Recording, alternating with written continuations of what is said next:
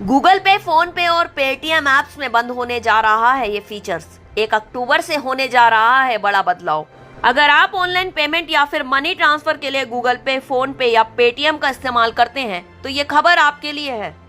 दरअसल national payments corporation of India UPI apps को लेकर एक बड़ा बदलाव करने जा रहा है, जिसका असर करोड़ों यूपीआई ऐप्स इस्तेमाल करने वाले यूजर्स पर पड़ेगा। एनपीसीआई बहुत जल्द यूपीआई ऐप्स पर दी जा रही पैसे मांगने की रिक्वेस्ट यानी मनी रिक्वेस्ट का ऑप्शन हटाने जा रहा है। एनपीसीआई की तरफ से यूपीआई ऐप्स की मनी रिक्वेस्ट फीचर को 1 अक्टूबर से बंद करने जा रहा है। इस संबंध में नेशनल पेमेंट्स कॉर्पोरेशन की तरफ से बैंकों और पेमेंट्स ऐप्स को आदेश जारी कर दिए गए हैं। एनपीसीआई की तरफ से यह कदम ऑनलाइन धोखाधड़ी के बढ़ते मामलों पर लगाम कसने के लिए उठाया गया है। आइए आपको इसके बारे में डिटेल से जानकारी दे देते हैं। इस संबंध में नोटिस भी जारी कर दिया गया है। एनपीसीआई ने इस संबंध में 29 जुलाई को एक नोटिस जारी किया था। इसमें बैंक्स और डिजिटल पेमेंट्स की सर्विस देने वाले ऐप्स को मनी रिक्वेस्ट को हटाने के लिए कहा था। आदेश में कहा गया था कि 1 अक्टूबर 2025 के बाद से कोई भी P2P कलेक्ट रिक्वेस्ट भेजा या फिर प्रोसेस नहीं किया जाएगा।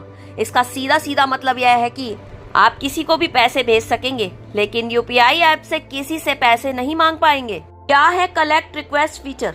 यह सुविधा किसी भी यूजर्स को दूसरे यूपीआई यूजर से पैसे का अनुरोध भेजने की अनुमति देती है। जैसे ही सामने वाला व्यक्ति रिक्वेस्ट स्वीकार करता है, अपना यूपीआई पिन डालता है, रकम ट्रांसफर हो जाती है। हालांकि समय के साथ यह फीचर स्कैमर्स का पसंदीदा हथियार बन गया है। धोखेबाज नकली रिक्वेस्ट भेजकर लोगों को ठगने लगे हैं, जिससे वित्तीय नुकसान के कई मामले सामने आए हैं। मर्चेंट्स को दी गई है राहत। एनपीसीआई ने साफ किया है कि यह रोक सिर्फ P2P कलेक्ट रिक्वेस्ट पर लागू होगी। मर्चेंट्स 1 अक्टूबर के बाद भी इस सुविधा का इस्तेमाल कर पाएंगे। हालांकि व्यापारियों केवाईसी नियमों को सख्त करने की योजना है ताकि धोखाधड़ी को और कम किया जा सके। मौजूदा नियम और लेन देन की सीमा क्या है, इसके बारे में भी जान लेते हैं।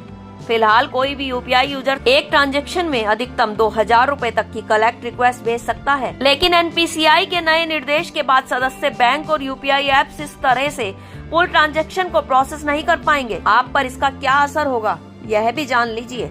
एक्सपर्ट्स का कहना है कि इस बदलाव से बहुत ज्यादा परेशानी नहीं होगी, क्योंकि यूपीआई में कुल ट्रांजैक्शन का हिस्सा मात्र 3% है। यह कदम डिजिटल पेमेंट सिस्टम की सुरक्षा को मजबूत बनाने की दिशा में एक अहम पहल है।